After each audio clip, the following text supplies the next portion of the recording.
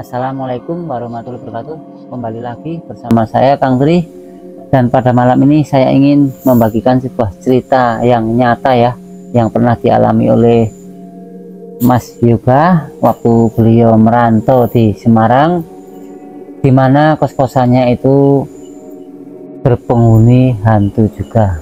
Oke, gimana Mas Yoga kisahnya? Monggo.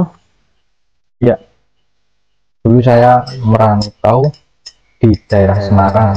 Iya, ya. Tapi ini mohon maaf, nggak saya sebutin. Oh iya, ya nggak apa-apa. Lokasinya. Yang menjaga privasi ya, yang punya kos-kosan. Nah, di situ saya mendapat kosan tuh tempatnya agak jauh dari kerjaan saya, dan saya itu ya ceritanya ingin pindah gitu yang dekat dengan Lokasi kerja ya. Dan selama beberapa hari saya mendapat tempat kosan yang agak lumayan dekat dengan tempat lokasi kerja saya. Ya. Itu harganya cukup murah sih untuk di tempat Semarang. Tetapi sebelumnya kos-kosan itu masnya tahu nggak kalau itu ada apa ya, penghuni hantunya, misalnya rumah itu angker, kos-kosan itu tahu nggak kok harganya begitu murah gitu? Saya nggak berpikir sampai ke situ. Sekarang karena tempat lokasinya dekat dengan kerjaan saya kan, Ya. jadi saya nama juga merantau kan harus ngirit tuh. Ya. Ditanya ngirit hemat biaya lah. Ya. Padahal kan kalau secara logika itu kos-kosan semakin dekat dengan tempat kerjaan kan seharusnya semakin mahal. Ya. Tapi itu malah justru murah. Itu kan seharusnya ada tanda tanya ya, hati-hati ya. Ya. Ini kos-kosan ada apa kok harganya murah? Ya. Hari pertama masih belum ada gangguan. Ya. Itu saya mengalami gangguan tuh hari ketiga. Itu pertama cuma gangguan suara, Pak. Ya. Dari ketok-ketok pintu, air keran nyala sendiri, terus lampunya kedap-kedip sendiri. Ya. Nah, di situ saya langsung kaget, kok ada begininya di kosan saya yang baru ini. Iya, ya. Nah, waktu itu masnya waktu apa mendengar kayak bunyi-bunyian itu merasa takut nggak? Sempat saya manggil temen buat nemenin tidur, ibaratnya main sampai Iya. malam kadang. Soalnya itu setiap malam tuh pasti ada gangguan suara-suara di situ. Iya, ya. Nah, temennya Mas sendiri yang disuruh nemenin itu juga merasakan ada keanehan, terus juga mendengar suara-suara itu enggak? Dari cerita teman saya, katanya itu pas dia sempat izin malam keluar beli makanan. Iya. Nah, kan kosan saya itu tempatnya kan kayak L gitu, lokasinya kayak letter L. Nah, di atas tangga katanya teman saya melihat sosok berambut panjang, terus matanya merah, dan teman saya nggak jadi ke kamar saya, itu malah pulang. Dia katanya cerita melihat sosok wanita berambut panjang dan matanya merah. Oh ya, tapi hantunya itu wanita ya? Ya. Nah, Masnya sendiri juga melihat apa enggak? Kalau saya sering dilihatin penampakan seperti kakek-kakek memakai caping. Misalnya tempat kosan saya tuh belakangnya itu persawahan semua. Berarti terbuka sama teman Mas ya, yang melihat perempuan. Kalau Mas Ya. sendiri sosok manusia bercaping ya? Ya, Kakek bercaping. Ya. Tapi anehnya tuh di itu kakek-kakeknya tuh cuma nampakin sebentar terus ngilang. nggak itu nggak apa juga apa namanya masnya itu nggak bertanya kamu siapa apa gimana gitu. Ya saya takut mau soal hantu, saya nggak berani soalnya. Nah itu kos-kosnya itu termasuk mewah apa enggak?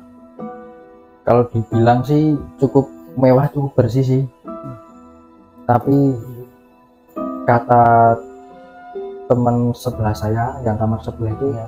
kan dia sudah ngekos ada 2 tahunan lah ya tuh. Nah, dia cerita dulunya tuh itu katanya ada bapak-bapak Ya. yang meninggal karena kena cangkul, kecangkul gitu Mas. Di sawah Ya, kena cangkul terus meninggal. dia meninggal dunia. Dan kalau yang itu yang sosok perempuan, kalau menurut cerita teman kos yang kamar sebelah atau penduduk setempat gimana? Kalau yang perempuan tuh saya dengar dari cerita kamar sebelah, kan kamar sebelah kan kamarnya jumlahnya ada 4, yang 3 itu udah ada isinya, isi semua. Yang kamar nomor 4 itu paling pojok emang kosong, ditutup. Dan konon katanya itu kamar itu dulu ada cewek ya, yang kuliah terus ngekos di situ, dia tuh mengalami kecelakaan. Ya. Tapi kecelakaannya di jalan ya, nggak di kos-kosan itu. Di depan kosan. Waktu menyeberang katanya sama teman-teman, dia bergurau dan nggak tahu ada tronton lewat, dan katanya terlindas tronton. Iya. Terus selama Mas sudah tahu kalau tempat itu misalnya ada penghuni goibnya yang berupa hantu cewek sama kakek yang bercaping, Mas tetap masih bertahan di situ apa pindah lokasi? Namanya kan kebutuhannya banyak Iya. jadi saya pertahanin itu. Saya kuat cuma 3 bulan, lalu saya pindah kosan. Cuma 3 bulan. Ya, Wah, yang ini benar-benar menakutkan ya. ya. Terus? Setiap malam tuh saya sering diganggu terus dengan suara-suara yang satu film penampakan, jadi nggak bisa tidur lah. Waktu pulang kerja capek, jadi nggak bisa tidur. Tapi di kos itu ada apa? Yang punya kos maksudnya itu ada unsur apa namanya kesepian nggak? Mungkin apa banyak kalau untuk nggak tinggal atau gimana kan bisa terjadi. Kalau menurut pemandangan Mas sendiri kan biasanya kan selama 3 bulan tinggal di situ kan biasanya kan ada apa bisik-bisik ya dari kamar sebelah kos atau warga tempat kan pernah ya cukup kan 3 bulan kalau lokasi. Menurut Mas sendiri karena udah di situ 3 bulan ya, Ya. biasanya kan sama tetangga dekat, tetangga kos kan pasti sudah kenal. Kan biasanya kan ada bisik-bisik apa gimana, apakah yang punya kos itu punya pesugihan apa enggak? Menurut Mas sendiri gimana? Dulu saya sempat dengar dari satu orang yang asli warga situ, katanya itu ibu pemilik kos itu memakai pesugihan, dan setiap tahunnya tuh yang ngekos di situ sering menggantungnya. Betul, mengerikan. Nah terus Mas nggak tanya sama itu orangnya, kok nggak dicariin pawang apa gimana gitu, biar kos-kosan aman, biar nggak terjadi tindak lagi apa gimana? Dulu sempat ada orang pintar yang itu mau ngilangin pesugihan itu, terus orang yang itu orang pintarnya itu setelah 3 hari itu meninggal dunia. Ya, kalah ya. Orang internet kalah. Semenjak itu tidak kembali lagi kalau warga sekitar itu mencari orang lagi atau cuma cukup sampai di situ itu terus tidak main lagi atau gimana? Dari cerita warga cuma cukup di situ, soalnya itu lumayan angker di situ dan enggak ada orang yang Berarti menurut pemandangan saya ya, itu selain yang punya rumah itu ada unsur kesugihan, juga memang lokasi tanah itu memang angker juga ya. Ya. Jadi ada dua itu. Jadi berat lah.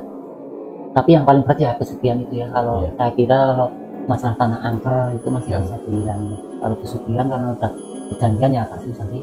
Kalau nggak ada orang yang berilmu tinggi lah. Ya, ilmu tinggi lebih dari yang itu.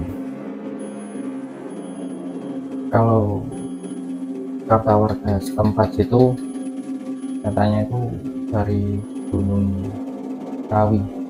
Iya, iya. Setelah itu yang punya kosan itu rumahnya dekat dengan itu sama saya. Rumah dekat sih kan kosannya tuh Satu komplek. ya satu komplek, tapi rumah ibu kosnya tuh paling pojok. Yang paling pojok ya. Berarti tahu ya aktivitas sehari yang punya kos. Tahu. Dan anehnya tuh kalau malam Jumat tuh rumahnya ibu kos tuh lampunya sering nyalain warna kuning Iya. dan bau kemenyan di dalam rumah itu. Itu malam Jumatan, malam Jumat apa itu? Apa setiap malam Jumat? Apa setiap malam Jumat Kliwon? Apa gimana? Setiap malam Jumat sih. Berarti tidak harus malam Jumat Kliwon ya? Ya. Aneh itu juga. Aneh. Dan satunya lagi kata warga setempat, Ya.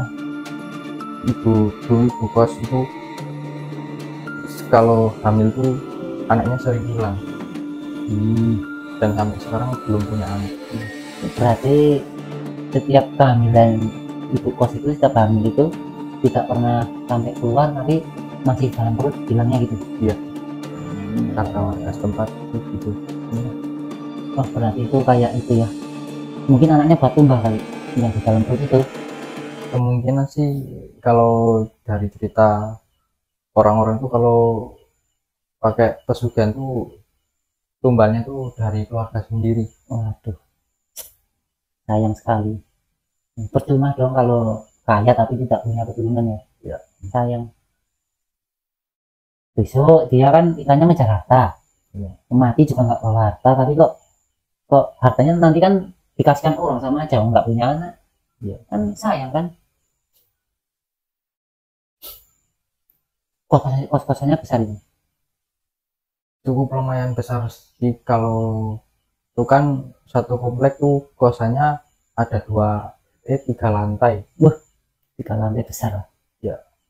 Tapi kalau lantai paling atas tuh emang nggak boleh ditempatin, ditutup terus, dan lampunya tuh sering dikasih warna kuning semua yang atas.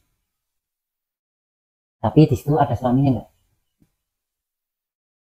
Kalau suaminya tuh kurang tahu saya. Katanya warga sih dia tuh kalau nikah punya suami tuh sering cerai terus. Ya. Ya mungkin karena tidak punya anak itu mungkin ya. Iya. Mungkin kayak suami yang normal kan pinginnya punya keturunan. Iya. Tapi karena kalau hamil hilang kan ya akhirnya cerai itu mungkin. Itu permasalahannya. Terus ada kisah lagi di kos-kosan itu apa enggak itu? Dan setelah itu saya tuh memutuskan untuk cabut dari kosan itu. Karena saya nggak kuat dengan gangguan-gangguan yang tiap malam sering ketok-ketok pintu, kerannya nyala sendiri, Ya. tampakin kakak-kakak Bercaping itu ya. itu. Ya. Berarti semenjak Mas keluar dari kos-kosan itu langsung hilang komunikasi ya? Ya. Saya memutuskan untuk pindah di kosan yang agak ramai terus banyak temennya gitu. Tapi di kos-kosan yang baru aman-aman aja, tidak kayak yang ramai. Alhamdulillah aman-aman saja gitu. Dan saya sampai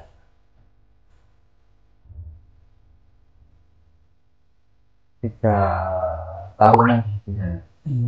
Saya akhiri ceritanya soalnya saya agak merinding di sini. Nggak enak gitu. biar bahasanya itu kayak terbayang-bayang gitu. Enggak apa-apa, tapi itu kita sini ya. Ya.